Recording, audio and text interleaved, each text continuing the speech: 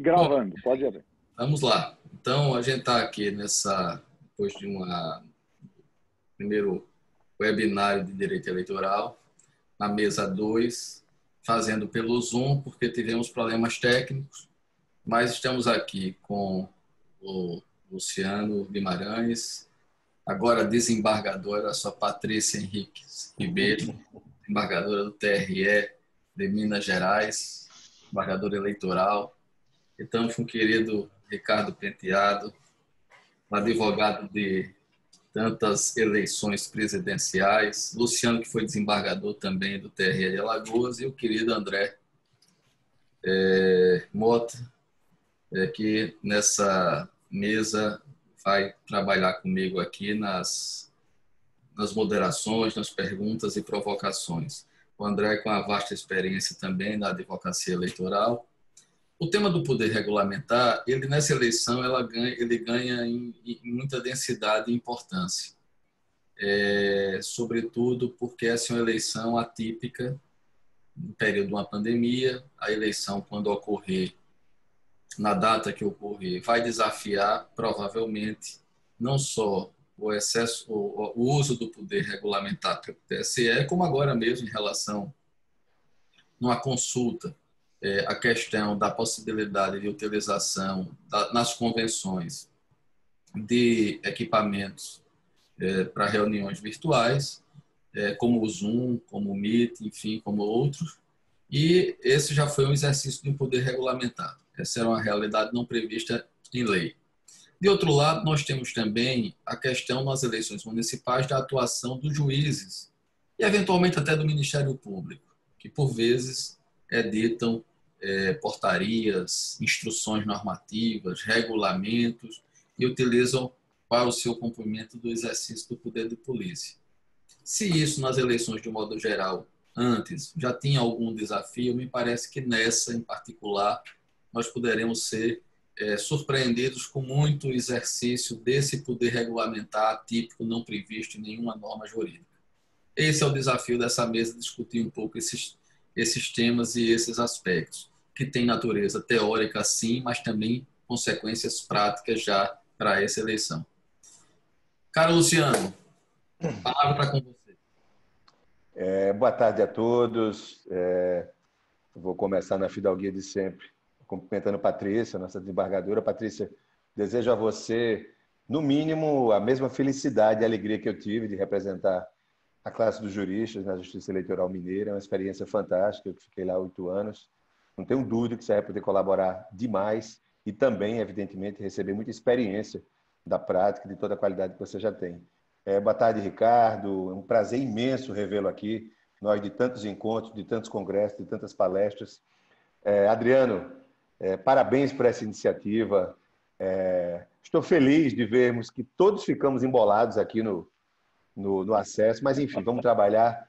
Meu caríssimo André Mota, um grande amigo, um cara que, enfim, tem uma qualidade rara, e todos que nos assistem aqui, desembargador Herman, Luciana, Celso Fernandes, Acácio, Amilcar, enfim, 2 dedos de política. Primeiro, dar os parabéns, Adriano, pelo tema. O tema é muito interessante, porque, em geral, só se olha para a cabeça do sistema. Mesmo quando a gente fala de eleições, a gente geralmente se preocupa, ou a maioria, o senso comum quer discutir como vai haver, como é a visão de revisão das decisões dos juízes eleitorais. E, na verdade, enfim, sempre atuando nisso, aqui em Alagoas, no nosso espaço, eu sempre achei que o operário padrão da eleição, gente, é o juiz eleitoral. E há muitas facetas interessantes nessa atuação. Primeiro, esse ano realmente é um ano histórico para todos nós. Nós fomos inseridos, não na cápsula do tempo, mas da história, nós estamos vivenciando história, por um ponto mais crítico. A gente está vivendo um momento de pandemia, é mundial, nós estamos em uma guerra, só que a diferença em relação às referências que nós sempre tivemos de guerra, pela história, graças a Deus, que no Brasil nunca tivemos isso enquanto vivemos, é uma guerra diferente, porque nas guerras comuns, nas grandes guerras, nas guerras que marcaram a história, enfim, com todos os pontos negativos, são guerras que você conhece o inimigo físico. Essa é uma guerra sanitária, é uma guerra que você trava com o inimigo silencioso, dissimulado, cruel, um momento realmente muito difícil. Todos estamos com os nossos desafios e, em relação ao grande desafio de fazer uma eleição, eu acho que mais do que um desafio, gente, é um imperativo cívico, é uma obrigação, eu diria que cívica, para não dizer que moral, da gente fazer essa eleição. A gente tem essa obrigação aqui, evidentemente, na medida do possível, né? Até as obrigações cívicas mais caras a um país, elas são ponderadas por circunstâncias e por limites. Eu acredito, sim, eu começo com uma mensagem de otimismo, eu acredito que a gente possa fazer essa eleição. Eu tenho muita esperança que, não no prazo 4 de outubro, mas já no planejamento que está sendo feito para a gente jogar para 15 de novembro e 6 de dezembro, ou 6 de dezembro, começando o primeiro turno, né, uma eleição extremamente assimétrica, que é uma eleição municipal, são quase 5.600 municípios, mas eu acredito sim que a gente vai ter eleições. Antes de falar realmente do poder regulamentar, eu acho que, pelo menos o lado do avanço tecnológico hoje, ele já dá um alento, Ricardo, Patrícia e todos os colegas, porque a maioria dos atos ela realmente pode ser praticada por meio digital e virtual. Haverão adequações? Óbvio, todo processo de mudança exige adequações. Alguns atos vão ter que ser adaptados, sim. É importante já frisar, para a gente meditar aqui, que o princípio condutor do processo eleitoral e, por certo, da legitimação da nossa soberania popular através de eleições periódicas, livres, é o da normalidade e da legitimidade. Ou seja, buscar eleições dentro da lei e eleições normais, eleições sem choques, onde a paz, onde uma ambiência tranquila seja garantida. É evidente que a gente vai buscar a normalidade e a legitimidade, mas a possível, não a normal. Isso também tem que ser inserido nesse contexto. E dentro desse quadro aqui, pintado em tintas muito rápidas, a gente já foca aí na questão, nesses 15 minutos, na questão do poder regulamentar dos juízes. Na nossa pirâmide ou na nossa estrutura de jurisdição eleitoral, numa eleição, sobretudo essa eleição municipal, a competência, a gente sabe, é toda do TSE, de regulamentar, depois do Legislativo ter cumprido a sua função, a gente já tem todo o arcabouço legal há muito tempo, mas com as instruções já expedidas desde o ano passado, os TRS organizam as eleições e os juízes eleitorais cumprem a função de, administrativamente e jurisdicionalmente, exercerem essas respectivas atuações. Os juízes exercem um poder regulamentar importante? Sempre. Nessa eleição, com certeza, muito mais. E por que eu digo isso? Só deixando claro, esse poder ele está expresso aí no artigo 35 do Código Eleitoral, de forma aberta, né, e agora mais do que sempre, na previsão de que compete aos juízes eleitorais exercer todas as medidas possíveis para afastar os atos viciosos da eleição. A gente poderia puxar esse leque para buscar o vetor da garantia da normalidade e legitimidade num pleito com todas essas turbulências, vamos dizer assim. Quais são os atos que o juiz eleitoral, em geral, ou que eu gostaria de destacar? Juiz eleitoral, gente, a função de juiz eleitoral para um juiz de direito, um juiz estadual, é sempre bom lembrar e frisar, talvez seja a grande prova de fogo de um juiz estadual, de um juiz que exerce, que é cometido com a função eleitoral. Porque tudo é diferente, tudo é muito rápido, tudo é muito célere, você está envolto com paixões, com a guerra de torcidas em cada interior, naquele mundo que ele assume, conforme a zona eleitoral, às vezes mais de uma cidade com eleição dentro da mesma zona, e mesmo que ele tenha auxiliares, a responsabilidade maior é dele. Eu estou aqui me destacando o olhar mais para os juízes das cidades pequenas, que são a maioria do Brasil. Uma capital, aqui em Maceió, por exemplo, nós hoje temos 5 zonas eleitorais, cada um com suas funções já definidas. Aqui em Alagoas foi definido pela Resolução 16009, agora em janeiro. Mas, enfim, é a grande prova de fogo, ouso dizer, do juiz que assume a função eleitoral. E o primeiro grande desafio que ele tem numa eleição normal, gente, e mais ainda agora numa eleição anormal, atípica como essa, é tentar achar um ponto de equilíbrio entre ele não se encastelar na sala dele no fórum, não ficar fechado para o mundo com a caneta na mão e apenas ali, enfim, esperando que o tempo passe, porque o tempo da eleição não para, e tomar decisões com um distanciamento excessivo dos outros atores eleitorais, dos servidores, dos candidatos, das coligações, dos representantes que interagem com ele e da sociedade local em si, do eleitorado. e, em contrapartida, ele não ir para o outro extremo, que seria, por exemplo, se transformar numa espécie de detetive da eleição, mergulhar de cabeça na eleição naquele município. Isso já aconteceu no interior, eu vou aqui, acho que esses casos práticos dão um colorido interessante, Adriano, essa conversa aqui, esse debate, né, Ricardo? E a gente que tem essa bagagem aí boa, graças a Deus, eu já vivenciei coisas em eleição, quando exercia a jurisdição no TRE, coisas assim, pitorescas, folclóricas. Exemplo, sempre, geralmente, esse juiz debutante em eleição, um juiz novo, recém-aprovado, recém-empossado. E, por exemplo, teve um colega aí, um grande magistrado, mas ele estava num afã tão grande de fazer um bom trabalho, que Sua Excelência se disfarçou de mendigo, foi para a praça principal da cidade, tudo na cidade pequena acontece na praça, e ele, enfim, fez lá uma roupa bem maltrapilha, passou graxa no rosto, e uma cuia para pedir uma moeda. E isso é sério, gente. Ele passou 2, 3 dias alternados na praça e assuntando, né? Com o radar ligado, até que alguém disse, rapaz, vamos reduzir essa ideia que está um pouco pesada. A outra, por exemplo, é juiz pulando o muro de casa para averiguar em loco denúncia de compra de voto, né? A coisa mais comum nessas eleições, nessas eleições antropológicas que nós temos no Brasil, sociológicas. O juiz foi pular o muro de uma casa e o pior, ele não conseguiu pular. Ele deu aquele salto e voltou e tentou, depois ficou com raiva, mandou derrubar a porta e entrou. Enfim, atos pitorescos que levam assim, a um extremo essa questão da função jurisdicional. O ato principal que o juiz faz no dia a dia, qual é a função maior dele? Manter a ordem pública, manter a paz na circunscrição e naquela zona eleitoral que ele comanda.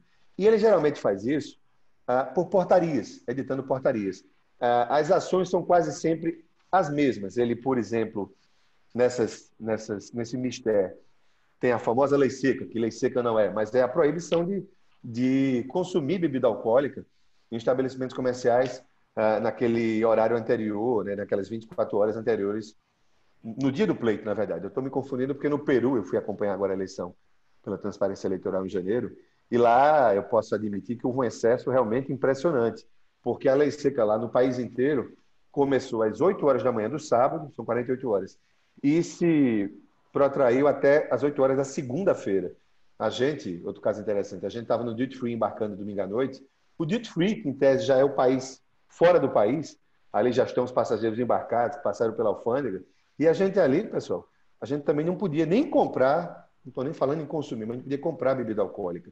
Então tem a lei seca, uma eleição como essa, com tantas restrições projetando, ela tem a questão, na maioria dos municípios, a questão de você regular, e se for o caso, até proibir comícios, proibir caminhadas pelas cidades, que são a característica ainda maior da nossa política, e não obstante em que pese as redes sociais, as ferramentas tecnológicas de um Zap, de N outros meios de comunicação já estarem bem avançados, mas é bom lembrar que quase 40% do país não tem internet. E não é internet mais ou menos, não tem internet.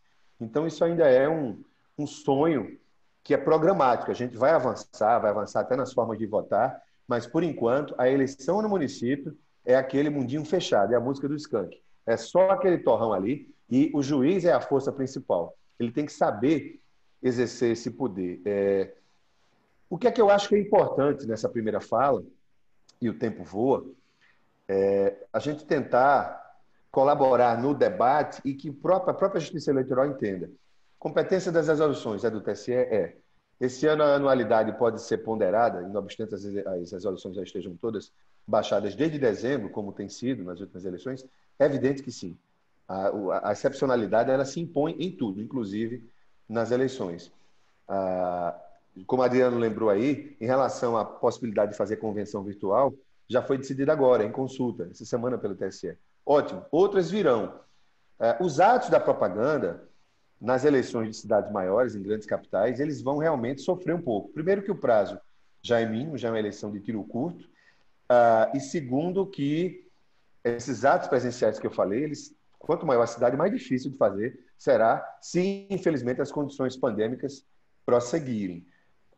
Mas no interior, certamente o juiz vai ter, conforme a realidade do seu mundinho ali, do seu mundo, ele baixar uma série de portarias para tentar regular isso melhor. O que é fundamental, de repente, é que a escola judiciária do TSE e a rede, a capilaridade das EJs possam, na medida do possível e com a urgência que esse tema impõe, buscar algum tipo de treinamento ou de falar diretamente, e aí sim, usando a ferramenta virtual, para esse imenso caudal de juízes eleitorais no Brasil, né? São mais de 8 mil exercendo a função, e com a função auxiliar até mais, para que se possa buscar ferramentas que ajustem o que surgiram, dentro da autonomia que eles certamente têm, mas surgiram medidas e dinâmicas que melhor se adequem a cumprir a função, que é ter um ambiente calmo na cidade, um ambiente de paz, evitar os choques, e, enfim, exercer o poder com a parcimônia que qualquer exercício de poder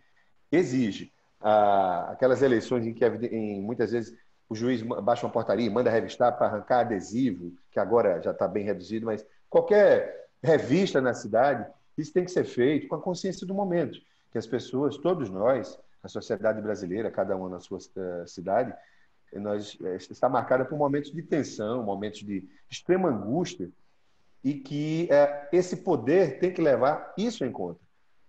Num futuro, talvez, e aí precisaria de toda a integração de sistemas, a gente já tem, a maioria das cidades no Brasil, com câmeras que servem para questões de segurança. De repente, não sei se para essa eleição, essa ferramenta poderia ser compartilhada com a Justiça Eleitoral, com o juiz eleitoral, com o promotor também, com a Comissão Eleitoral, para que a gente possa ter aí uma forma de prevenir melhor essas turbulências que uma eleição municipal sempre traz. Então, tentando não estourar o tempo, eu traria primeiro esse aspecto. Os atos do município pequeno, que responde aí, que encaixa aí no perfil já 60% da malha de municípios brasileiros, é importante que o juiz converse, sim, também, inclusive, com o promotor. Eu não sou um fã de TAC, com todo respeito aqui aos ministérios, à categoria ministerial, faz um trabalho sempre muito grande no interior, mas eu acho que certos TACs, eles perdem a razão de ser do seu próprio fundamento, não fazer comício, não fazer caminhada. Os direitos assegurados pela lei, eles têm que ser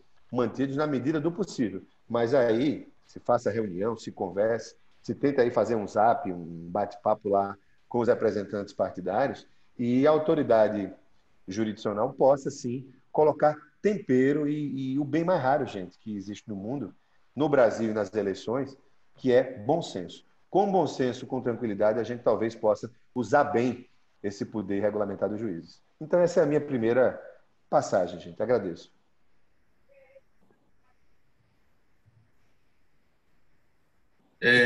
Tá ok, Luciano. Eu vou depois no debate querer puxar um pouquinho, eu acho, rapidamente algumas questões que você colocou, inclusive essa questão das câmaras,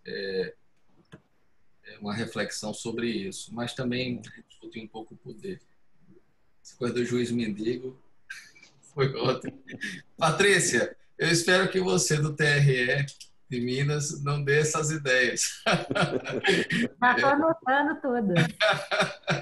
Patrícia, você com a palavra agora, o André passa a moderar. Bom, gente, primeiro agradecer o convite, Adriano.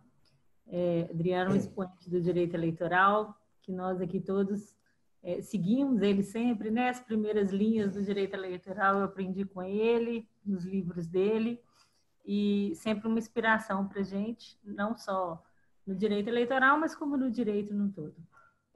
Meu amigo Ricardo, que há muito tempo a gente não encontra, e que pena agora que esse seria um ano de tantos encontros, né? Nós teríamos vários encontros, já estávamos nos programando todos para os vários congressos, todo mundo olhando as agendas para os congressos não ter coincidências de datas. Luciano também, que já tivemos juntos em outras oportunidades, doutor André, e ótimo estar aqui com vocês. Agradeço Luciano e Adriano, Ricardo também, felicitaram pela minha nomeação. Na quarta-feira eu tomo posse, mas mesmo se eu não tivesse tomado posse, de todo jeito, se eu já tivesse tomado posse, a minha fala aqui jamais seria, né, pela justiça eleitoral. Seria uma fala minha, Patrícia, até porque, gente, eu acho que essas discussões, por mais importantes que elas estão sendo, eu tenho acompanhado várias discussões, muitas lives, esse momento virtual nos deu essa possibilidade de termos mais discussões. O que o presencial, às vezes, restringia um pouco, de não ter tantos eventos, tem esse lado bom dessa questão virtual. Então, eu tenho assistido muito, e mesmo eu assistindo muito e assistindo os próprios ministros do TSE, já assisti uma série de lives com o ministro Barroso, de encontros, são mais dúvidas do que certezas. Porque essa situação que nós estamos vivendo é uma situação de incerteza. E uma situação de incerteza não do ponto de vista só da pandemia em si, da doença e tal, mas uma situação de incerteza de tempo. De quanto tempo isso vai durar, de até quando isso vai durar e que se vai durar em qual grau de... e nós teremos momentos, falam em ter segunda onda, terceira onda. Então, essas incertezas dificultam mais ainda as discussões. Bom, o que eu tenho... o Luciano falou praticamente tudo o que eu penso, mas eu vou acrescentar mais algumas coisas que eu acho que serão preponderantes nessa eleição. Primeiro que nós ainda não temos sequer uma certeza da data que essas eleições vão acontecer. Eu tenho visto um trabalho muito exaustivo até e muito sério por parte do TSE, preocupadíssimo, né, consultando especialistas. É um momento que a justiça e os profissionais do direito estão precisando do auxílio de uma outra ciência para nós podermos ter um mínimo de previsão. Então, eu tenho visto muito isso. Então, nós não temos. Temos aí essas duas possibilidades, que me parece, pela fala dos parlamentares e do ministro Barroso, já está certo que nós teremos um adiamento. Eu também manifesto a minha contrariedade em relação disso, de unificação de mandatos. Acho que isso também não tem mais propósito, né? Isso não está em discussão mais. Mas vejo a possibilidade, sim, de que agora, até o final do mês, venha essa certeza das datas. Só que, o que eu penso? Eu falo por Minas Gerais, tá? A situação que nós estamos vivendo aqui. Minas Gerais é um estado de 853 municípios, então nós temos o maior estado em número de municípios. Ou seja, né, nós temos uma eleição aqui de diferenças geográficas e populacional, que é uma coisa que em situações normais já é difícil. Imagina agora esse desafio que vai ser. Eu digo que eu estou entrando no TRS, que talvez no momento mais desafiador de todos, e até no momento da minha carreira mais desafiador, se não da minha vida, né? Vivenciar isso e como que nós vamos organizar isso. Junto, é claro, sempre com o Ministério Público, com a população, porque o eleitor que é o grande ator desse momento. Então, eu acho que nós temos algumas questões aqui que são importantes. Primeiro, essa diferença que nós estamos tendo em relação à pandemia. A realidade de Minas Gerais é uma realidade completamente diferente, por exemplo, de Pernambuco, que o Adriano está aí, que é de São Paulo, que o Ricardo está vivendo. Eu tenho uma realidade aqui em Belo Horizonte que, por mais que nós estamos tomando todos os cuidados, e agora que nós vamos ter segunda-feira a reabertura de algumas partes do comércio, nós temos uma realidade bem melhor. Belo Horizonte é uma cidade que contabilizou até agora 58 óbitos. Então, a primeira questão é, por mais que a gente fale sempre em uniformização, quando a gente fala nesse poder regulamentar, dessa atuação dos juízes, eu acho que nós temos que ter um bom senso de entender que não vai acontecer essa uniformização em virtude dessa pandemia, porque a realidade da pandemia ela é diferente, às vezes, de Belo Horizonte do município da região metropolitana. Quanto mais a gente pensar numa uniformização de um estado para o outro. A gente tem Rio, São Paulo, Pernambuco, Amazonas, com diferenças enormes do Rio Grande do Sul, Santa Catarina, de Minas Gerais, que estão em situações melhores. Bom, não sabemos até quando isso vai perdurar. Eu acho que isso é um outro ponto importantíssimo. E uma terceira coisa que eu acho que foi só o que o Luciano não falou e que eu quero complementar, que foi, a partir de agora, nós estamos tendo uma eleição em que talvez seja o maior momento em que o eleitor está prestando atenção na administração pública municipal. Eu acho que nunca a administração pública municipal ela esteve tão avaliada como está sendo agora. E aí, nós temos essa situação dessa competência dos prefeitos. E temos que lembrar que vários desses prefeitos, eles são candidatos à reeleição. Se eles não são candidatos à reeleição, eles apoiam outros. E nós temos que lembrar que nós estamos vivendo no Brasil uma realidade sob decretos municipais. O decreto municipal de Belo Horizonte, não que está hoje aqui em vigor, não é o mesmo que Recife, não é o mesmo que Luciana e Maceió, não é o mesmo que o Ricardo de São Paulo. Nós vivemos situações diferentes e decretos, né, que o Supremo Tribunal Federal, pela constitucionalidade disso, é claro que muitos foram discutidos judicialmente na extensão ali de uma ou outra medida, mas que isso também, a minha grande preocupação é que isso se choque com a atuação dos juízes eleitorais e também dos promotores. Nós temos que ter uma afinidade, um bom senso muito grande entre os juízes e o Ministério Público, que eu acho que tem que sim, o Luciano falou uma coisa muito importante, que é a participação das escolas judiciais, desses juízes, né, nós temos muitos que estão ingressando na carreira em vários estados. Direito eleitoral não tem nem na faculdade, estudos pouquíssimos no concurso, então muitos vão inaugurar aí a primeira eleição, né, vão debutar numa primeira eleição de uma matéria que ainda nunca tiveram oportunidade de ver na prática e numa eleição tão conturbada quanto essa.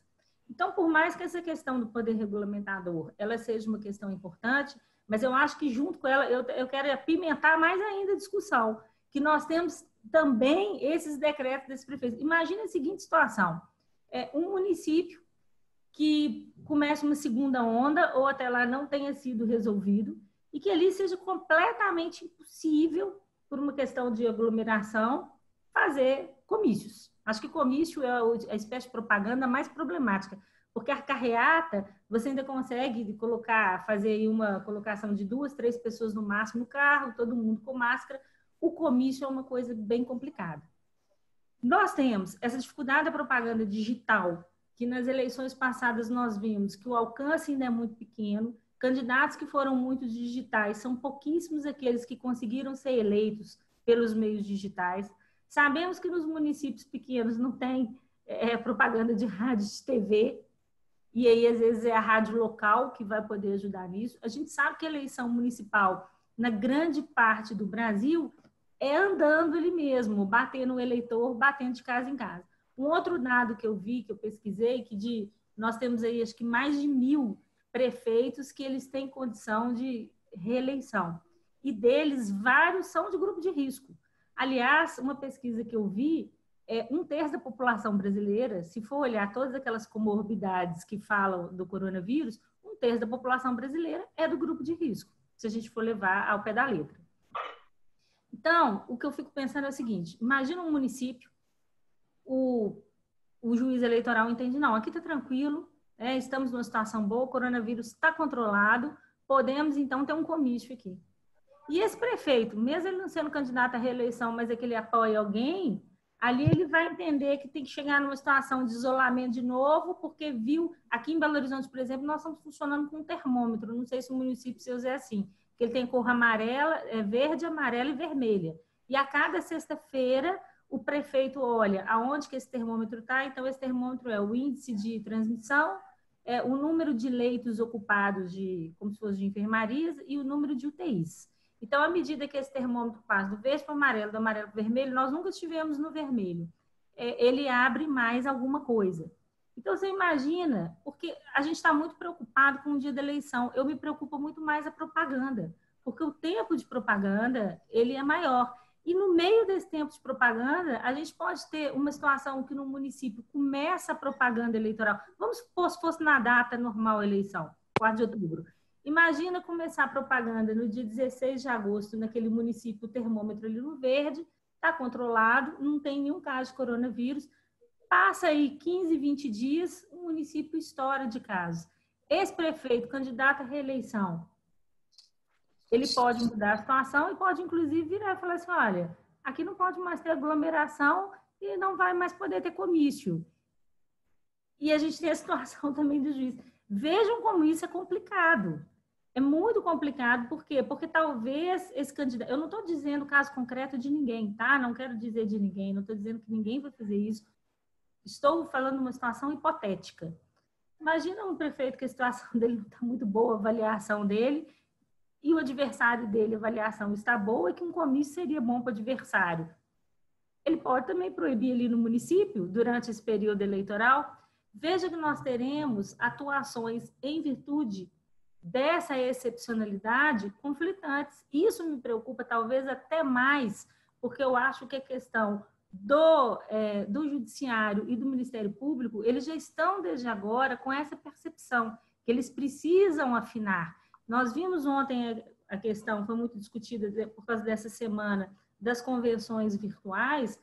As pessoas já estavam a par disso, já estavam discutindo possibilidades. Eu acho que o Judiciário e o Ministério Público já estão sensíveis, que eles vão ter que se afinar, vão ter que conversar com a população. Mas me preocupa também essa questão da administração pública. E aí, então, eu também não vou me alongar aqui, eu não olhei o tempo, não sei se eu falei muito ou pouco, aqui no virtual a gente perde um pouco a noção. Eu queria, tudo isso que o Luciano falou, eu acho que eu não preciso ficar repetindo, do poder regulamentar, essa dificuldade, mas eu queria até jogar a bola para o Ricardo, e eu não quero falar muito, por ninguém confundir que eu vou ter uma fala de justiça eleitoral que ainda não é de jeito nenhum e nem seria, mas é essa preocupação que eu tenho, e eu até queria ouvir muito o Ricardo sobre isso.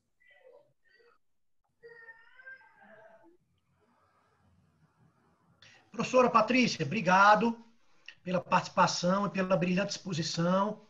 Lançou já um bocado de informações aqui para a gente prospectar e discutir, muito, muito, muito boa.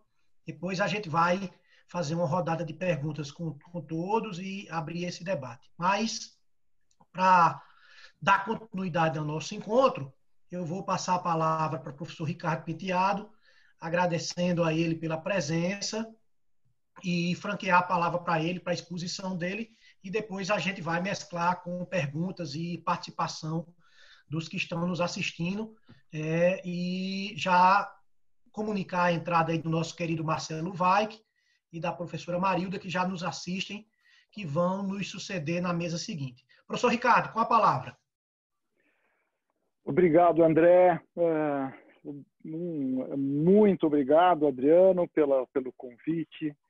Matando saudades de vários aqui. Eu vou aqui na pessoa da Patrícia, que fazia mesmo muito tempo que a gente não se via. Patrícia, parabéns pela sua nomeação como desembargadora no Tribunal Regional Eleitoral de Minas Gerais. Luciano, também estamos devendo aí muitos encontros. Aliás, esse ano era para a gente descontar toda a falta que a gente tem durante todos os anos, né? E nós, eleitoralistas, temos uma grande vantagem. A gente viaja bastante, a gente vai para outros lugares e todo mundo se encontra. E hoje a gente está se encontrando aqui, nesse momento, na minha casa, em Ibiúna, num sítio. Todos vocês todos são bem-vindos, tá certo? E eu daqui estou tentando hospedar, então, todos os nossos amigos nesse momento. Bom, o tema foi muito bem iniciado, né, pelo Luciano e Patrícia, e eu tenho aqui algumas observações. Eu queria me valer desse ambiente por eles criado para lembrar o seguinte: a Justiça Eleitoral ela tem um papel jurisdicional quando há conflitos a dirimir, e ela tem um papel administrativo. E esse papel administrativo ele é entregue para agentes públicos que estão muito mais habituados com a solução de conflitos. E, portanto, não são administradores tipicamente caracterizados. São pessoas muito bem formadas, tecnicamente formadas, e que têm condições, muitas vezes, de analisar atos administrativos, por exemplo, praticados pelo poder público, e cotejá-los com os limites legais, eventualmente existentes, etc. O que nós temos agora é uma situação em que a jurisdição, quer dizer, os juízes estão sendo desafiados a dividir um momento administrativo muito, muito peculiar. Nosso tema aqui já seria bastante polêmico se nós não estivéssemos vivendo o problema do Covid. Porque nós estamos falando do poder regulamentar dos juízes eleitorais de primeiro grau.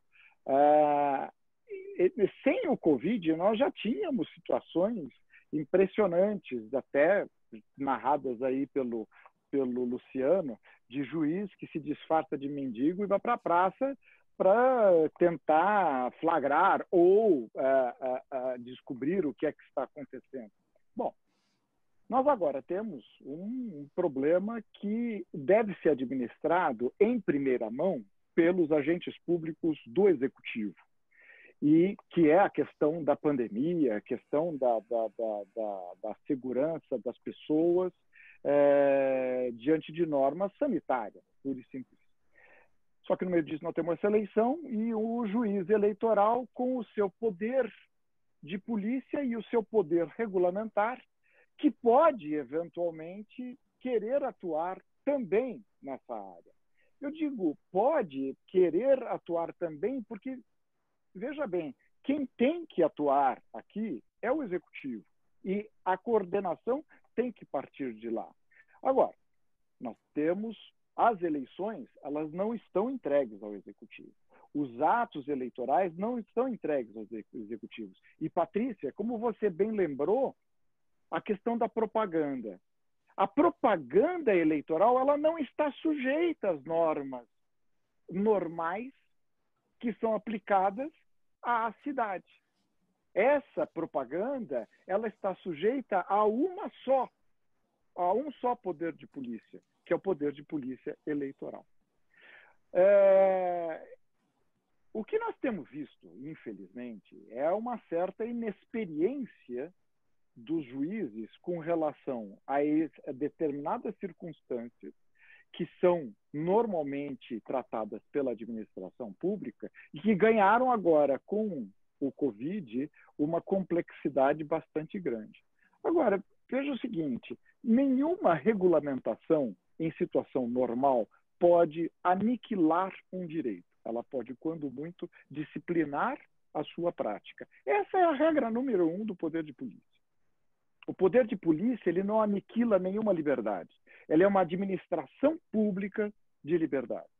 Portanto, disciplina o uso dessa liberdade. E qualquer disciplina que extrapole este limite e chegue a aniquilar a liberdade ou a desnaturar a finalidade do ato de quem pratica, aí o poder de polícia foi além da sua própria conta. Nós temos, portanto, uma situação hoje que nós vamos encontrar problema, sim. Pode haver, e isso daí vai cair na mesma justiça eleitoral que administra, a justiça eleitoral que julga. Este é um grande problema. Claro que a justiça eleitoral ela tem suas diversas instâncias até para isso. Mas regulamentações, às vezes, são baixadas. E baixadas previamente às eleições, às vezes dizendo respeito à propaganda e às vezes dizendo respeito à gestão pública. Eu trago aqui como exemplo o seguinte, eu até quis destacar, me perdoe aqui, uma recomendação da Procuradoria Regional Eleitoral em São Paulo, chegou inclusive a recomendar que os presidentes das câmaras municipais não deem prosseguimento, nem coloquem em votação no plenário, no ano de 2020, projetos de lei que permitam distribuição gratuita de bens, valores, benefícios a pessoas físicas ou jurídicas. Sim, numa interpretação absolutamente equivocada do parágrafo 10 do artigo 73, em que o Ministério Público, e aí poderia ser um juiz de primeiro grau, baixando uma regulamentação, proibindo uma Câmara Municipal de exercer sua função constitucional de votar um projeto de distribuição gratuita de bens. Quando a gente sabe, inclusive, que o próprio parágrafo 10 do artigo 73, ele tem uma disciplina de como que se atua em situações como essa, de emergência, calamidade pública, etc. Mas vejam, os senhores, meus colegas, em que ponto que a gente pode chegar nesses milhares de municípios que nós temos pelo Brasil afora, em que juízes, temendo determinados abusos, simplesmente aniquilem o próprio direito, que é a expressão disso nessa recomendação que fez o Ministério Público. Uma coisa é, olha, vamos ver, vamos fiscalizar se a Câmara Municipal influi ou não no ambiente eleitoral de uma forma ilegal ou inconstitucional, o que seja. Não, mandou a Câmara Municipal não trabalhar naqueles temas e ponto final. Sem o mínimo apoio. Sim. Eis aí o nosso ambiente em que nós podemos enfrentar situações que aí sim nós vamos precisar de tribunais muito bem preparados para este movimento. Um excesso de regulamentação e que essas regulamentações eventualmente extrapolem os seus próprios limites. Adriano, me ajuda, né, se eu estou em quanto tempo? 7 minutos ainda, professor. Ótimo. Eu queria... Obrigado. Se for possível, me dê aí um aviso quando estiver mais ou menos no limite. Essa questão que a Patrícia colocou sobre a peculiaridade de determinados locais, ela me é muito cara nas reflexões que tenho feito ultimamente a propósito da nossa pandemia e as eleições. Disse a Patrícia que olha, a situação em Belo Horizonte é diferente de alguns municípios até da própria região metropolitana. O que dizer de municípios do interior adentro. Eu diria ainda mais, quando a gente fala em eleições municipais, no Brasil inteiro, elas estão marcadas para a mesma data. E a situação, por exemplo, de São Paulo, que é a mais grave do país, ela diferencia enormemente da situação, por exemplo, em Campo Grande, nas capitais dos estados do norte, ou mesmo das cidades do interior. Então, nós temos, por outro lado, uma justiça eleitoral que baixa regras, baixa regulamentações que são uniformes, vamos dizer, quando elas são baixadas nas resoluções pelos tribunais superiores eleitorais. E elas podem serem detalhadas, eventualmente, para peculiaridades regionais pelos tribunais regionais eleitorais. E, bem assim, pelos juízes eleitorais. Agora, um juiz eleitoral, ele pode impedir um comício se não existir uma postura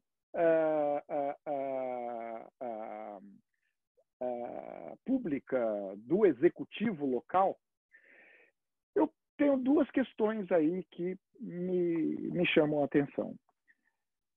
O juiz eleitoral, ele tem que cuidar da legitimidade das eleições. Ele não tem primordialmente que cuidar da saúde das pessoas. Ele tem que cuidar da realização das eleições. Se as eleições são impossíveis, um juiz eleitoral, entendo eu, que pode até, bem fundamentado, etc., ele pode até suspender ou até cancelar as eleições.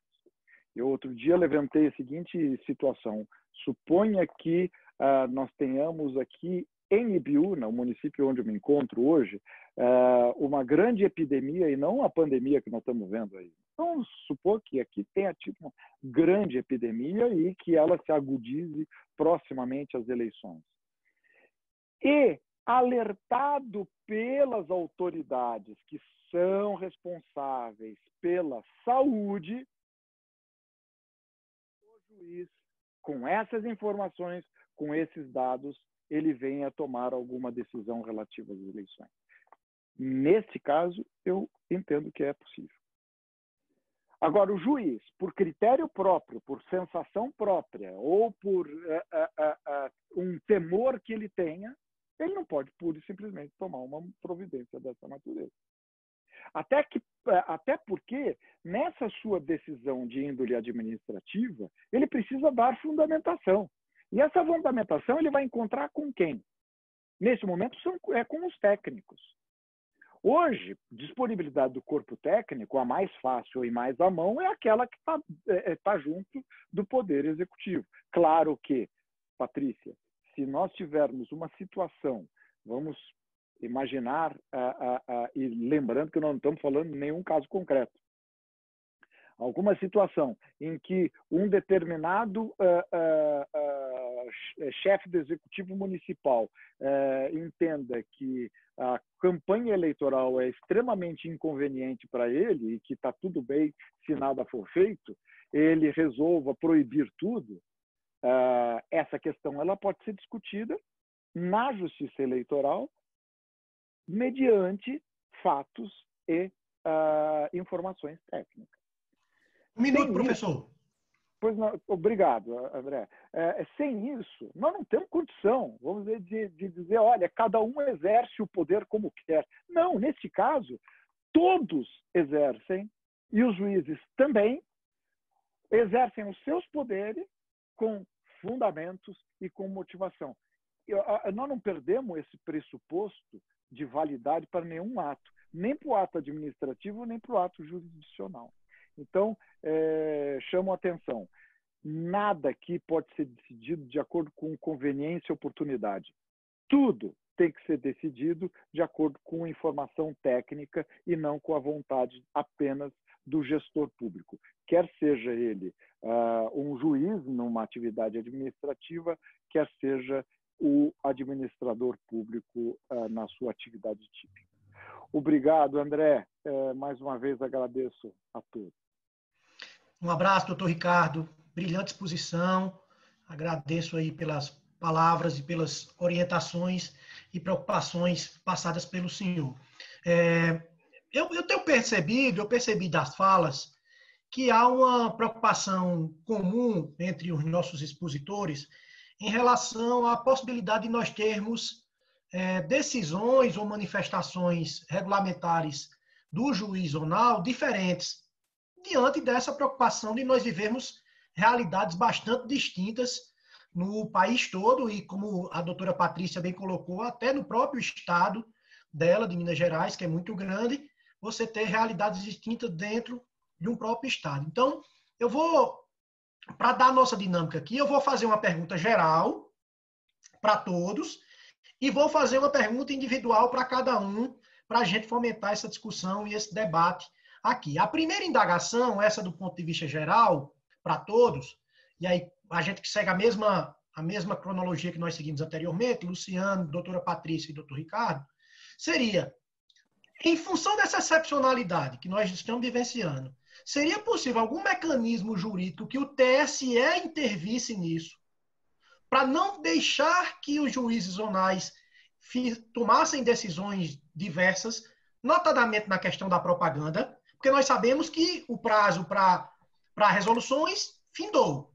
Mas, diante da situação, teria algum mecanismo jurídico, sei lá, provocar uma consulta para que evitasse deixar isso na mão dos juízes zonais esse debate? Então, se é possível, e qual seria o mecanismo jurídico para evitar essa divergência de entendimento e manifestações dos juízes zonais?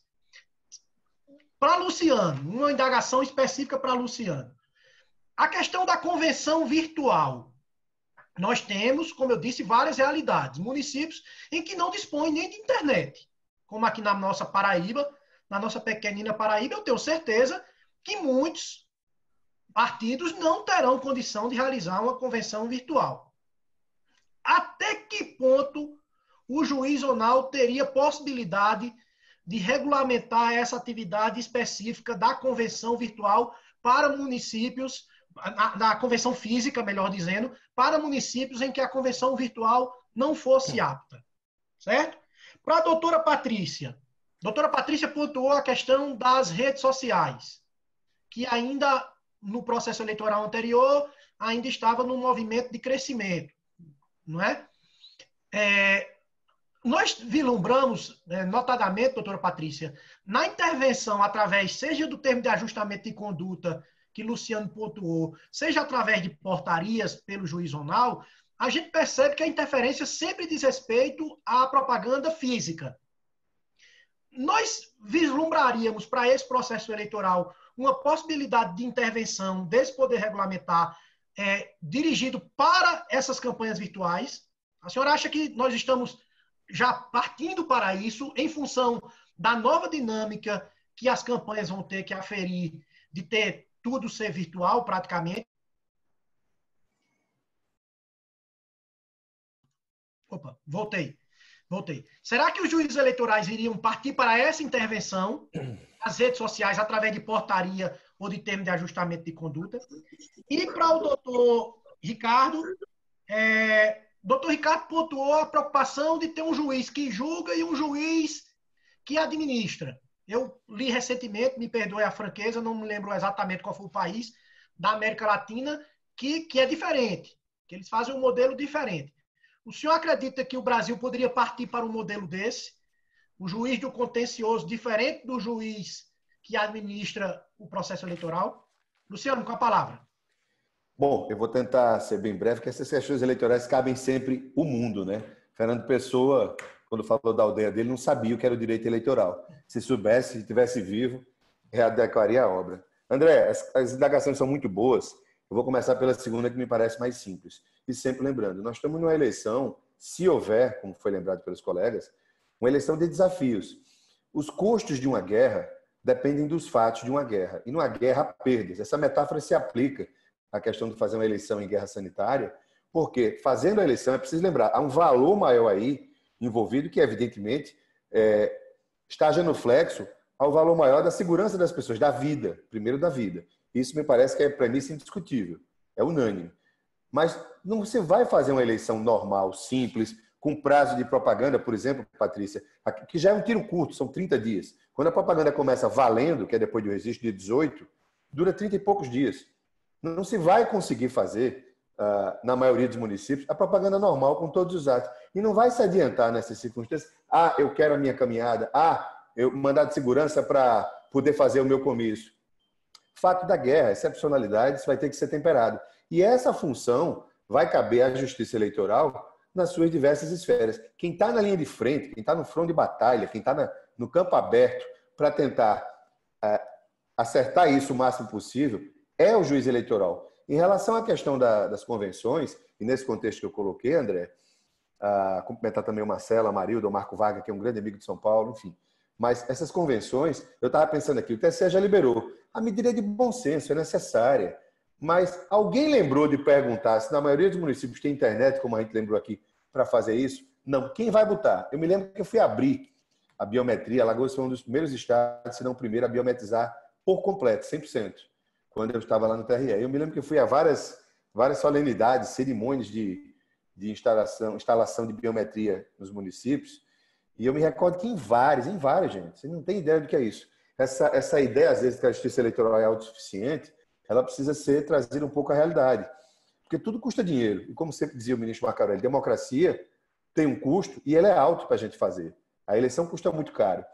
E nesses municípios, a internet para poder receber os dados da biometria e até para a Justiça Eleitoral conversar com o Maceió, com o TRE, vinha do Lan House, ou, quando não, do link da Câmara dos Vereadores. Então, será um grande desafio buscar isso para poder virtualizar. Pode ser feito digitalizado no Zap? Pode. As pessoas se reúnem guardando distância, sem aglomeração, que talvez seja meio mais fácil. Bota num aplicativo como o WhatsApp, digitaliza, colhe as assinaturas e toca. Eu acho que a solução da internet pela linha convencional, ela é menos tortuosa do que a internet como a gente quer, para cada um ter na sua casa. Então, eu acho que é um desafio superável e adaptável conforme as necessidades. A outra questão, essa sim maior, é bom a gente lembrar que mesmo nas circunstâncias excepcionais agora, a lei ela tem que prever a excepcionalidade ou a justiça verificar conforme o caso concreto, como foi lembrado bem aqui pelo Marco, pelo Ricardo também. A competência legal para regular as eleições, primeiro é do legislador, isso está pacificado.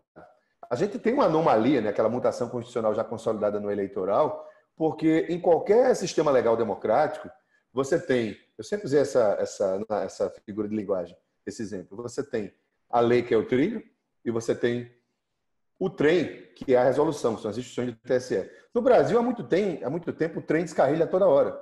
O poder normativo da justiça eleitoral ele é exercido de forma extremamente ampla, muitas vezes, pelas suas resoluções. E isso vai continuar. Isso vai continuar. Quem baixa as resoluções e já foram baixadas, quem tem que baixar uma resolução aí, me parece, por uma situação excepcional que possa, na medida do possível, generalizar, tornar genérico, único, um procedimento para os juízes eleitorais no front de batalha, evidentemente é o TSE.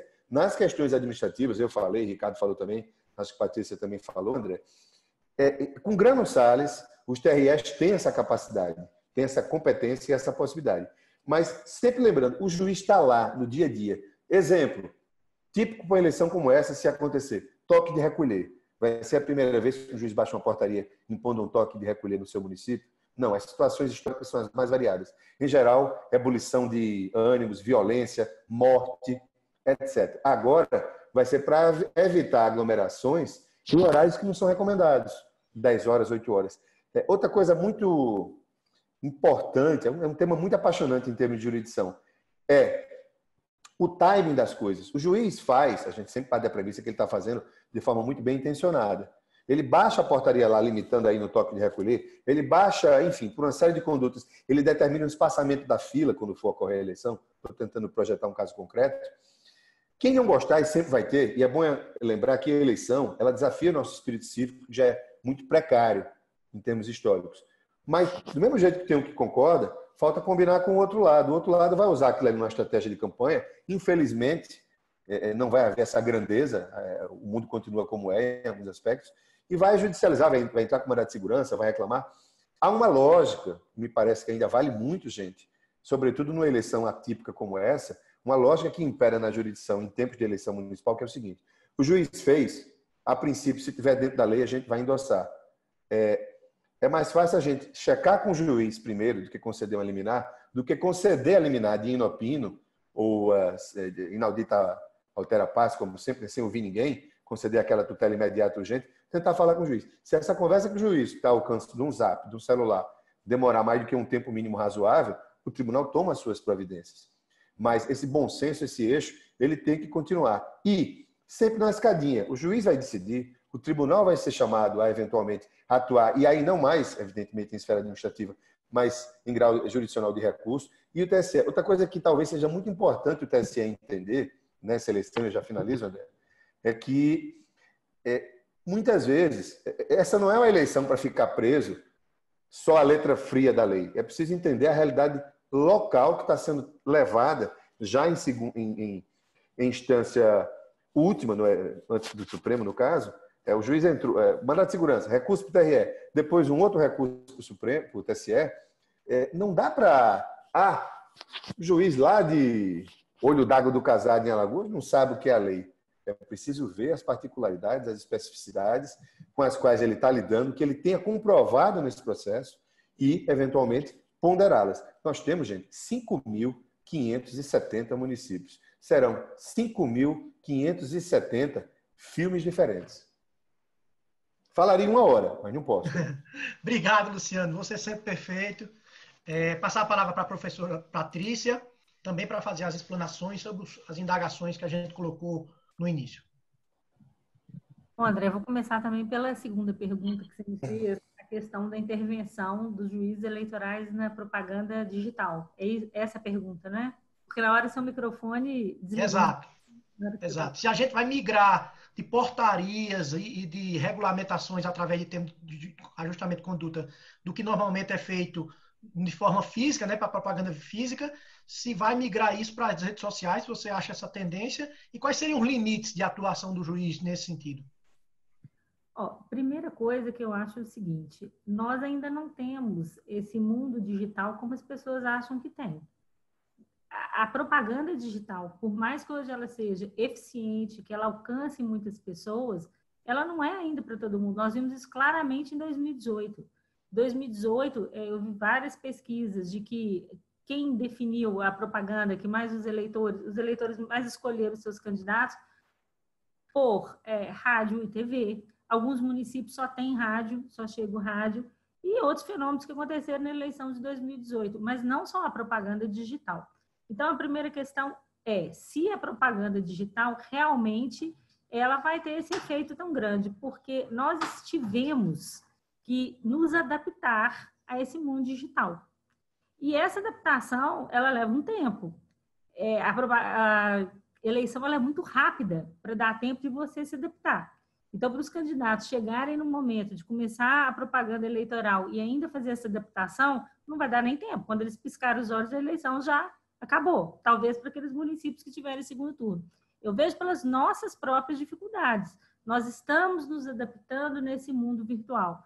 Acho que é o futuro, veio para ficar, não tem mais volta e que nós vamos passar para muitas coisas no plano digital. Mas então a primeira questão é essa. Você vê, por exemplo, que nós temos várias universidades públicas, e eu digo isso aqui por Minas Gerais, a UFMG, que não está tendo aula. Não está tendo aula porque eles estão ainda pesquisando o acesso da maioria dos alunos à internet. Então, só aí já dá para a gente ter um termômetro do que realmente esse alcance da internet para a população brasileira. Então, a primeira questão é essa. Eu não sei se a gente já vai migrar. Vamos ver qual será o resultado, se essa propaganda digital ela vai ser assim, em 100%. Eu acredito que não. Eu acredito que isso é um processo e que vai ter muita importância agora, mas que não é agora o momento que nós vamos dizer que vai ser tudo no digital, principalmente nos municípios pequenos. E aí eu digo o seguinte, essa propaganda na internet, ela já tem suas regras próprias. E a internet, ela não... o nosso grande problema é presencial. Esse vírus, o grande problema dele nas eleições é da propaganda física. E também no dia da eleição. No dia da eleição é problemático, mas que pode ser resolvido de várias outras formas, porque a gente sabe que tem municípios, às vezes você pode colocar sessões eleitorais em espaços maiores, vão ter estádios, vão ter parques, vamos ter criatividade. Eu acredito que os juízes vão ter muita criatividade e bom senso em relação a isso. Agora, eu acho que não precisa. Eu acho que uma intervenção do juiz... É o que eu penso, eu posso ser surpreendida por situações que hoje eu ainda não esteja imaginando. Mas eu sinto que a regulamentação que a gente já tem dessa propaganda na internet, ela já existe e não haveria nenhuma necessidade de intervenção por portaria, por juiz eleitoral. Penso que não. A grande questão que nos preocupa e sempre nos preocupou no direito eleitoral sempre foi paridade de armas. Nós temos eleições igualitárias. E nós já temos uma regulamentação para que essa propaganda da internet, que agora você pode pagar por esses posts patrocinados, isso nós já tivemos um grande avanço na eleição de 2018, essa regulamentação do TSE, ela já existe. Então, eu não vejo aí uma situação concreta que um juiz eleitoral tivesse que intervir em propaganda na internet. E sobre a outra questão, que é uma questão, como diz o Luciano, uma questão maior, mais abrangente, agora essa semana que nós tivemos essa consulta aí no TSE, nós não falamos aqui sobre isso, embora tenha sido autorizada a convenção digital, o TSE determinou a criação de grupos de trabalho. Então, em tudo aquilo que o TSE está respondendo, está dizendo de forma positiva, nós sabemos que ainda vai vir aí depois uma outra regulamentação, estudos vão ser feitos E nós temos que esperar também o que o Congresso, que efetivamente é aquele que vai regulamentar, vai dizer. Eu não acho que nós vamos ter só uma emenda constitucional para simplesmente adiar as eleições. Eu acho que nós vamos ter alguma regulamentação a mais também.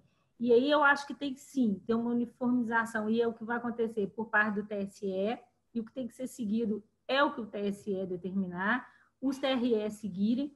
E aí é claro que, na medida do bom senso e dos casos concretos que forem aparecendo, nós vamos ter em primeiro lugar, o que eu acho que deveria acontecer é uma interpretação e não mais um excesso de regulamentação. Bastaria ter um consenso de interpretar aquilo que nós já temos.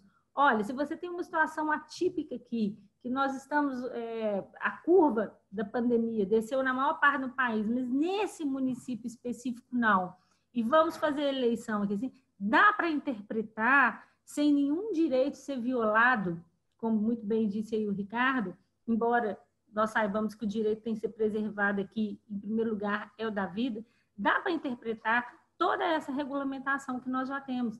É excepcionalidade? É. Então, veja bem, se chegar ao ponto de não poder ter uma aglomeração, de não poder ter um comício, eu não vejo aí uma violação, porque não vai ter para candidato nenhum.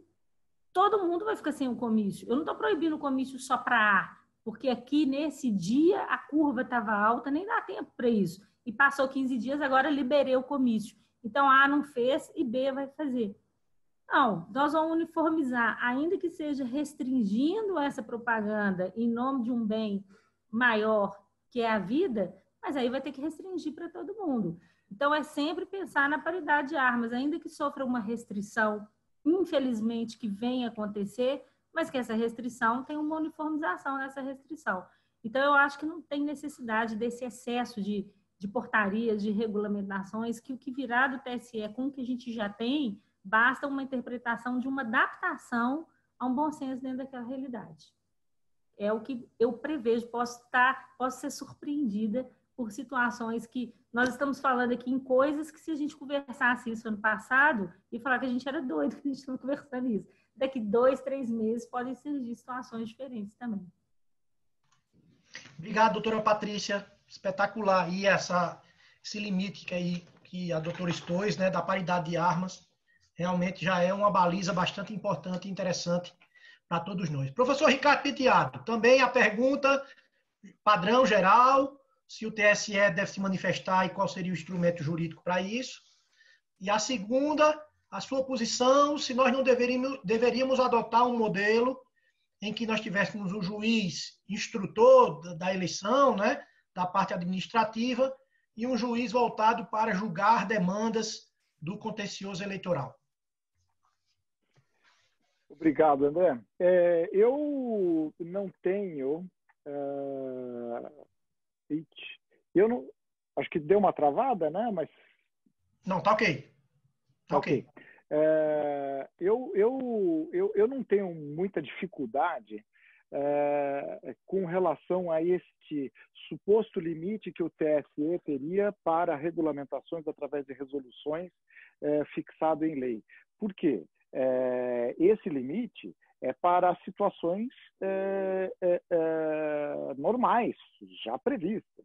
Nós, diante da superveniência de fatos que atinjam a administração das eleições e resguardada, vamos dizer, a adequação das medidas a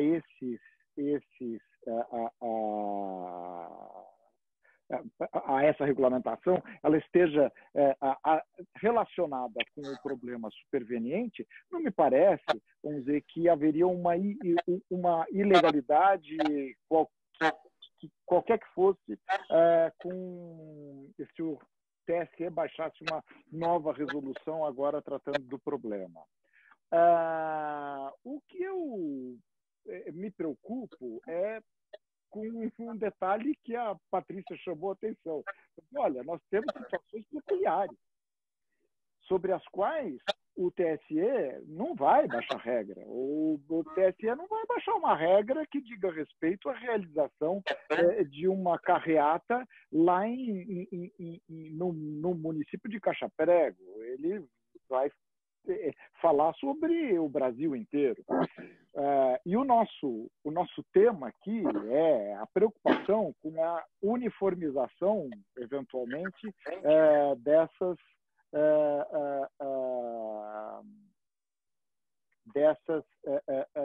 regulamentações e o eventual choque entre elas. Bom, aqui me parece o seguinte, eu queria lembrar uma coisa. Existe uma autonomia jurisdicional, e a jurisdição, você não suprime graus de jurisdição, tá? Quando se trata da jurisdição típica. Já com relação ao poder normativo administrativo de um juiz, nós temos que pensar o seguinte, podemos ter aí uma competência concorrente entre o Tribunal Regional Eleitoral e os zonais, por exemplo. O regional, ele pode, na identificação de uma determinada circunstância que diga respeito ao Estado inteiro, ou mesmo com respeito a determinadas zonas, baixar uma resolução relativamente àquela zona. Então, por exemplo, eu descubro que no sudeste de Minas a pandemia é muito grande, mas no resto do estado não. O Tribunal Regional Eleitoral, com toda certeza, pode baixar regras que tutelem, vamos dizer, os valores aí que a gente precisa proteger, a vida e a regularidade do processo eleitoral, avocando essa matéria acima dos juízes zonais. O que eu penso é o seguinte, que as corregedorias, os tribunais regionais eleitorais andariam bem se orientassem, nesse momento, aos juízes zonais que não baixem regulamentações que digam respeito a situações gerais, mas apenas aquelas que são peculiares ao município. E quando os juízes zonais tiverem a preocupação de algum problema que transcende o município, não queira ele ser o Capitão América só daquele município e regulamentar sozinho, que vá ao Tribunal Regional Eleitoral e peça para baixar regras.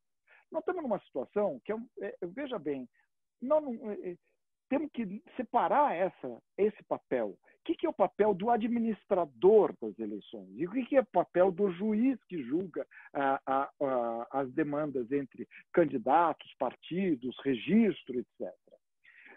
Eu não acho conflituoso, indo já para a segunda pergunta, o juiz administrador e o juiz do contencioso. Não, porque são coisas que elas vão se separar. O administrador pode, quando muito, eu ter uma briga com o juiz e não entre as candidaturas na atuação administrativa de um juiz. O que eu quero dizer? Um juiz eleitoral, ele pode, em determinada circunstância, determinar, olha, vamos, no dia da votação, manter o distanciamento, aquele, vou ampliar horários, não vou ampliar horários. Esta é a administração que ele faz da segurança da saúde das pessoas.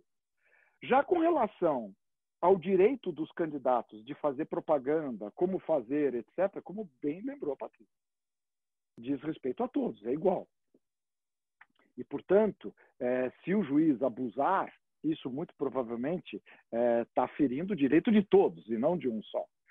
E é nessas questões que eu acho que os tribunais regionais eleitorais têm, sim, um poder muito grande de controlar abusos administrativos, que às vezes são cometidos até de boa fé, até de inexperiência, até de excesso de zelo ou temor.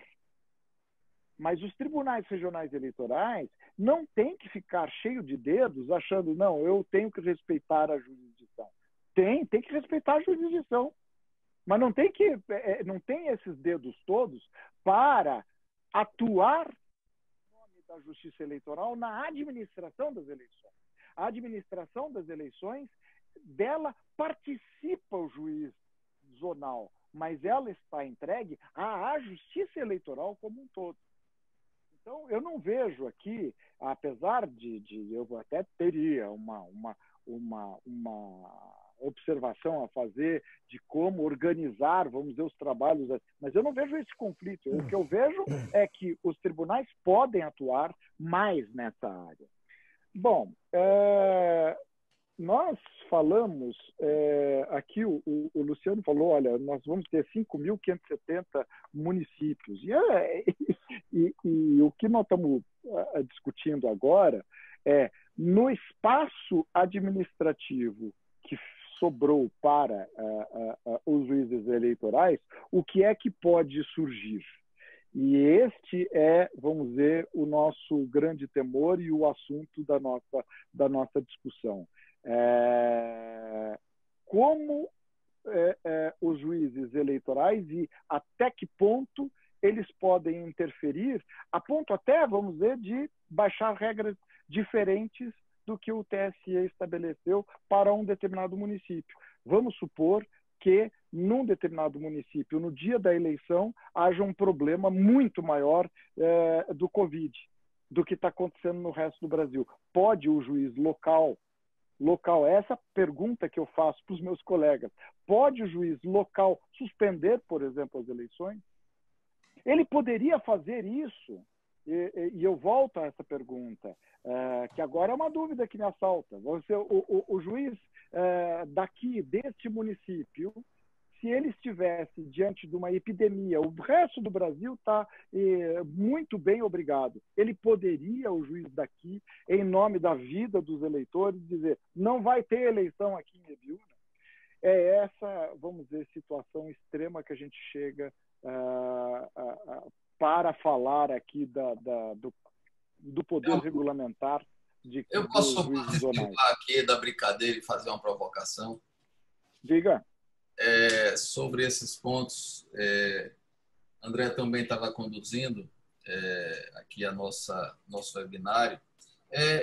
Eu acho que tem um ponto aí, nessas colocações, Ricardo, e tem um pano de fundo aí que talvez a próxima mesa, inclusive, está aqui a Marilda, está aqui o Veik, daqui a pouco chega a professora Vânia, que é um aspecto aí fundamental. O que o juiz pode ou não pode? A gente discute muito, a gente articula muito o nosso pensar a partir da necessidade do caso concreto, mas, ao mesmo tempo, não há uma iniciativa legislativa, não há uma discussão sobre isso que venha a dar os poderes ao juiz eleitoral na circunscrição do pleito, nesse tempo de pandemia, inclusive, e até mais voltada para essa situação, para uma atuação conforme a direito. Quer dizer, na verdade, nós temos sempre discutido do ponto de vista do direito do caso. O que ele pode, o que é... E tem um aspecto aí, só que eu quero colocar um grão de sal nessa questão. A lei de abuso de poder. Esse é um elemento novo nessa eleição. Existe uma lei de abuso de poder em vigor. Tá certo? O exercício do poder de polícia. Porque, veja, o juiz vai, numa medida dessa, baixa uma decisão, uma instrução normativa, regulamentar, e aí vem a medidas constritivas, como muitas dessas que vimos de município, pessoal prendendo gente, transeunte na praia. E a lei de abuso de poder nesse sentido, até onde o juiz eleitoral ele pode chamar a si, ou mesmo o Ministério Público, lá no município, pedir para a Cristiane fechar o áudio, por favor. Cíntia, fecha o áudio, por favor. Todos, se puderem fechar o áudio, quem estiver entrando. Ricardo, vê se você consegue administrativamente aí, fechar o áudio do pessoal. Então, veja, no final das contas, qual é o grande desafio também? É esse. Nós discutimos, observem sempre, nós observamos as angústias que efetivamente existem, e a provocação é essa.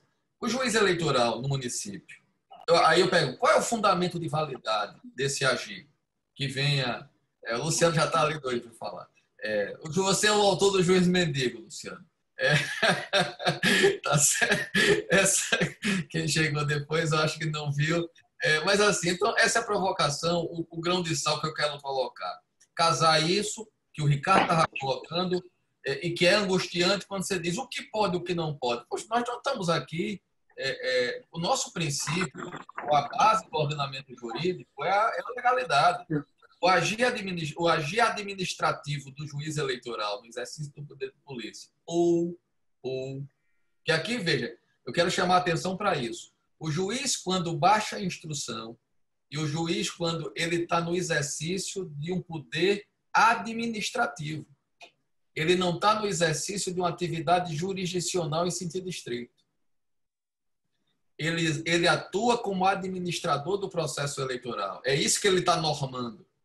E aí, para dar cumprimento àquilo que ele determina, ele exercita o poder de polícia. A gente está indo por fim, por causa do horário, e da próxima mesa, já estamos aqui com o Marildo e com o Marcelo, daqui a pouco a professora Vânia vem, né, André? Você que está aí conduzindo. Nosso querido Marcelo Pellegrino estava dando uma belíssima aula sobre convencionalidade, aqui para os nossos pessoal do IBDPUD. Eu estava lá e cá, tendo o prazer imenso de ouvir o Marcelo e ouvir vocês. Deus sabe como, porque duas questões densas aqui. Então, eu pergunto a vocês, como hipótese até final da mesa, das nossas discussões, para a gente já entrar na próxima em seguida. Como é que vocês avaliam isso? Ricardo, Luciano e Patrícia, como é que vocês veem, então? Tudo isso que vocês discutiram, de um lado, abuso de autoridade, e lembrando sempre, aqui o juiz não está agindo como juiz no sentido de um poder autoritativo jurisdicional. Ele está agindo aqui como administrador do processo, né? Do macro processo eleitoral. É essa a provocação que eu faço. Siga, André. Pode seguir. Adriano, excelente pergunta, como sempre. Enfim, você dá conta de 10 webinários desses. A gente é que mal dá conta de entrar no webinar, esse diabo aí. Enfim, cumprimentando os amigos rapidissimamente, por causa do adiantado da hora da nossa conversa, eu vou ter que correr atrás do Ortega y Gasset, né? Mais do que nunca, o juiz, ou cada juiz com função eleitoral nesse país, vai estar premido pelas suas próprias circunstâncias. É redundante falar isso, Adriano. E outra, Ricardo colocou ali, eu vou só reforçar e destacar, o cara que está lá sozinho, vamos lembrar, todo mundo aqui tem muita experiência em eleição, em geral, só é designado um juiz auxiliar para a mesma zona, que geralmente tem mais de uma circunscrição, mais de um município agregado, faltando 60 dias para a eleição. Segundo aspecto, esse juiz que está lá no mundo dele, ele concentra as funções, ele faz o administrativo todo e vai fazer o jurisdicional também.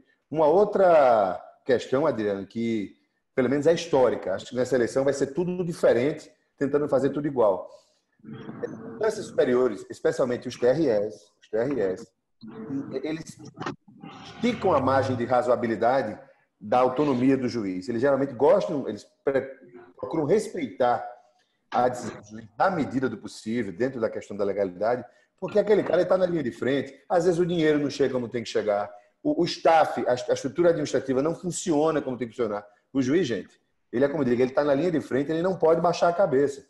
Ele preenche o conceito de herói, que muitas vezes é aquele que não tem para onde correr, para onde sair. Ele tem que enfrentar. Numa decisão administrativa, por exemplo, se o juiz baixa uma portaria e vai colocar barreiras na entrada da cidade, a tendência, Adriano, eu estou aqui dando o primeiro exemplo que me veio à cabeça, não é nem para a revista, mas para questões sanitárias também, que ele é o juiz eleitoral e as competências aí, Ricardo, elas vão se sobrepor e vai prevalecer, sim, não nos enganemos, a urgência eleitoral, a questão eleitoral. Se ele baixa isso aí, a tendência do TRE, a tendência das instâncias revisoras, sobretudo do TRE, e espero, sinceramente, numa eleição anormal como essa, que o TSE vá pelos regionais, uma vez que eles vão para os juízes, tirando aquela questão absurda, aquela monstruosidade, aquela teratologia comprovada, né, vai ter que ser meio assim, seguir o fluxo, vai prevalecer a decisão de primeiro grau. Lembrando, 5.570 municípios, menos de 100, se não me engano, 92, com mais de 200 mil eleitores, talvez menos de 1.000, bem menos de 1.000, não tenho esse dado, com mais de uma zona eleitoral no mesmo município. Aqui em Maceió, falar da nossa realidade, esse dado é muito interessante e vai de novo a essa tentativa que se busca, de bom senso, de tentar uniformizar ao máximo, mas um valor que é extremamente abstrato e pessoal, a autonomia do juiz, seja na questão jurisdicional, na administrativa o TRE vai chegar junto.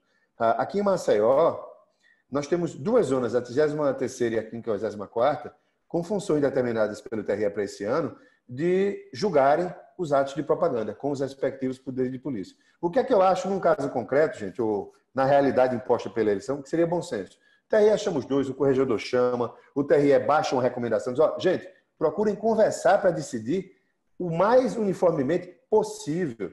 Isso não invade a autonomia, a cabeça de vocês, as circunstâncias de vocês. Mas se o juiz da 33ª, que pega metade de Maceió, decide de um jeito, com um determinado tipo de propaganda, e o outro decide para outro, bagunçou geral. Não vai sobrar uma pedra em pé.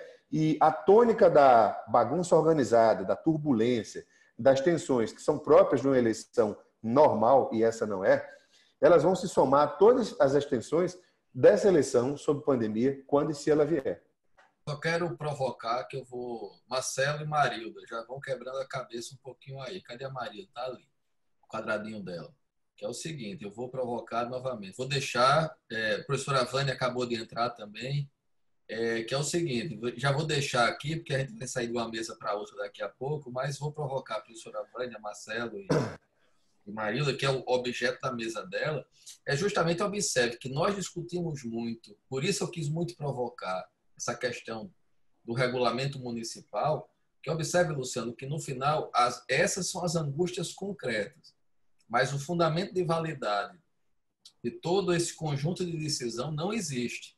Então, nós estamos abrindo também, e isso o Ricardo, conversamos certa feita no outro, Ricardo, aquela conversa que tivemos naquele outro meeting, que a gente vai construindo também licenciosidades por necessidade, mas o poder que não tem limitação, ele é um poder que fica ilimitado e que não se autocontém. A gente tem vivenciado isso.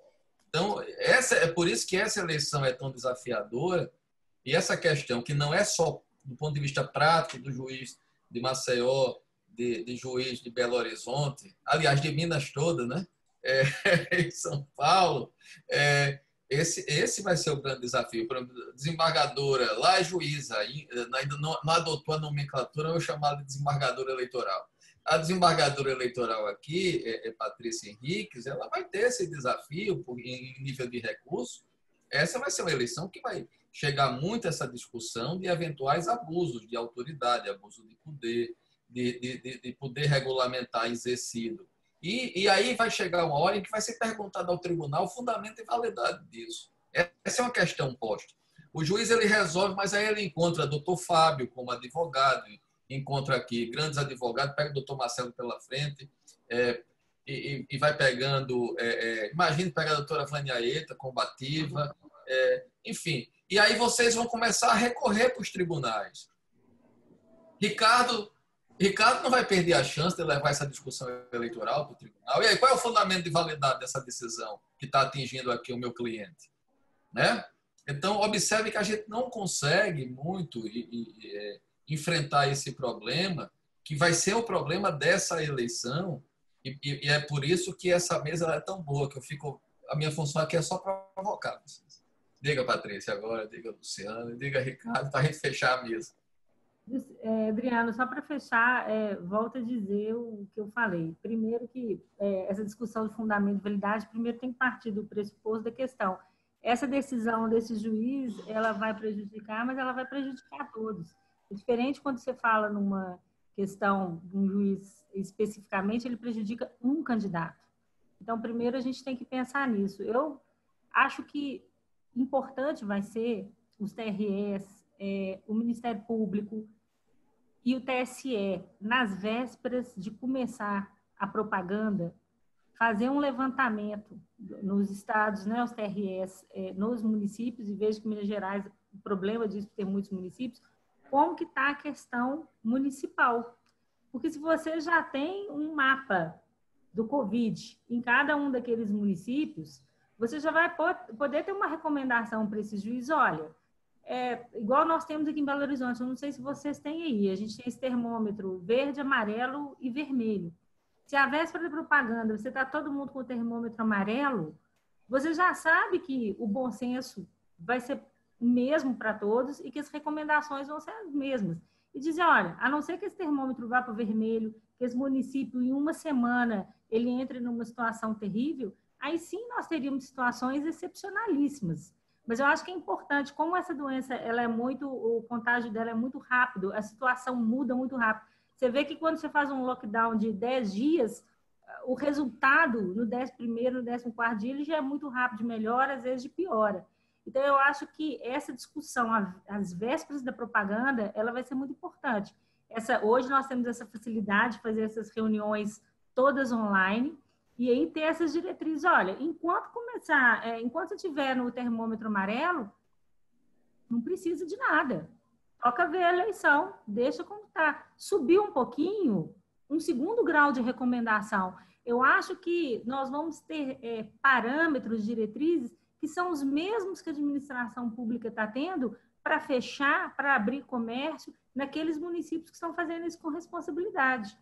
Você vê que os municípios que escutam a ciência, que fazem isso com responsabilidade, eles têm planos de abertura. Eu acho que a gente pode criar um tipo de plano desse também para propaganda. Olha, passou uma semana, a situação do município. Aí o município que já entrar na propaganda numa situação vermelha. Então já tem uma recomendação para ele, para impedir que a gente tenha esses abusos específicos, localizados em casos concretos, e que o juiz extrapole, e que às vezes ele fica até sem uma diretriz, sem um parâmetro.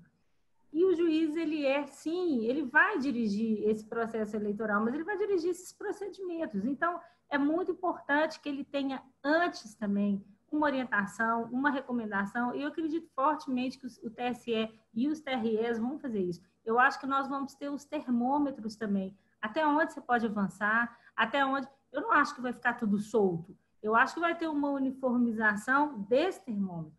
Se o município estiver nessa situação, aqui não pode ter comício, aqui não pode ter carreata, ou aqui nós vamos ter que fazer sessões eleitorais em espaços abertos. Vamos poder fazer isso, coisa que sempre foi feita em escolas, em lugares. Então, eu acho que essas recomendações a gente vai ter por grupos de municípios que estiverem em determinadas situações.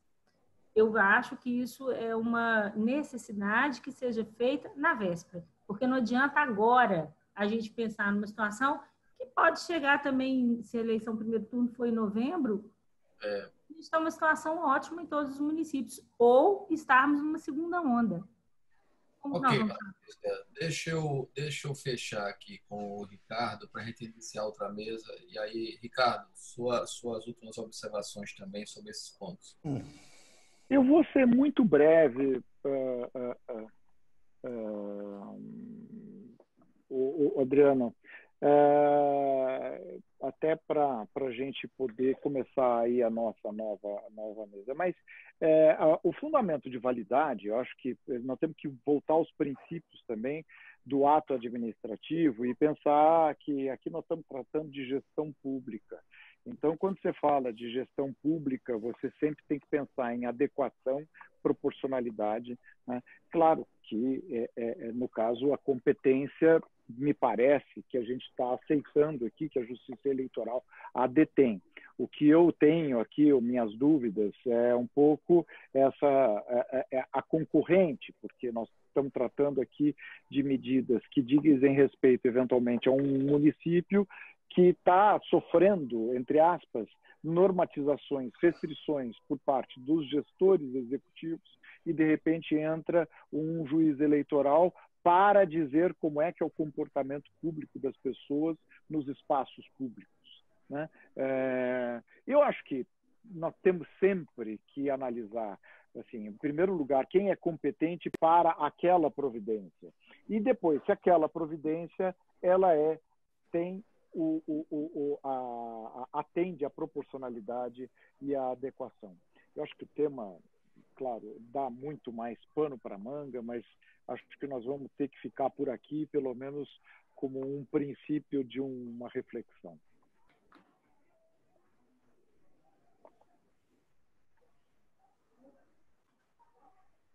Adriano, seu som está fechado. O seu som está fechado, Adriano. Obrigado, minha gente.